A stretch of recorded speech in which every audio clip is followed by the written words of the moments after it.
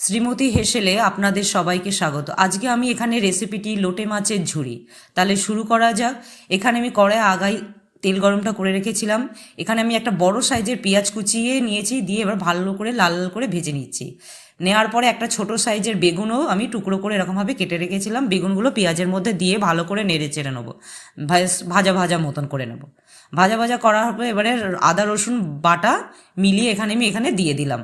এই রসুন মিনিমাম 6-7 কোয়া, আর মিনিমাম 1 ইঞ্চি মতন একটু আদা, দুটো কাঁচা লঙ্কা দিয়ে ভালো করে এখানে নেড়ে চেড়ে নিচ্ছি। এবার এই সব নাড়াচাড়া যতক্ষণ ভালো করে হবে, তারপরে আমি কিন্তু মাছটা দেব। এখানে আমি 250 গ্রাম লোটে মাছ নিয়েছি। মাছটাকে আগেই আমি ধুয়ে পরিষ্কার করে রেখেছিলাম। এখানে এই লোটে মাছটা দিয়ে ভালো করে নাড়াবো। সব সময় এখানে কিন্তু জল ইউজ হবে না, এর থেকেই জল বেরাবে।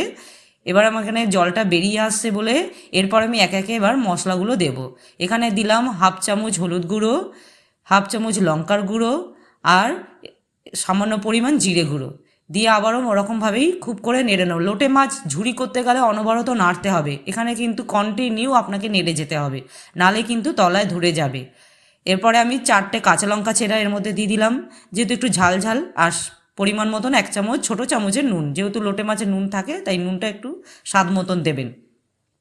এবার সেই একই ব্যাপার, অনবরত আমাকে একে নেড়ে যেতেই হবে, আর কিছু এখানে দেওয়ার নেই। এইভাবেই শুকনো শুকনো করে লোটে মাছটাকে এখানে আমি খুব সুন্দর করে নেড়ে চেড়ে নিয়েছি, যাতে একটু জল না থাকে। এখানে আমার মাছটা রেডি। এবার আমি মাছটা নাবিয়ে নিলাম। যদি রেসিপিটা আপনাদের ভালো লাগে অবশ্যই লাইক ও কমেন্ট করুন, অবশ্যই আপনারা একটু সাবস্ক্রাইব করুন।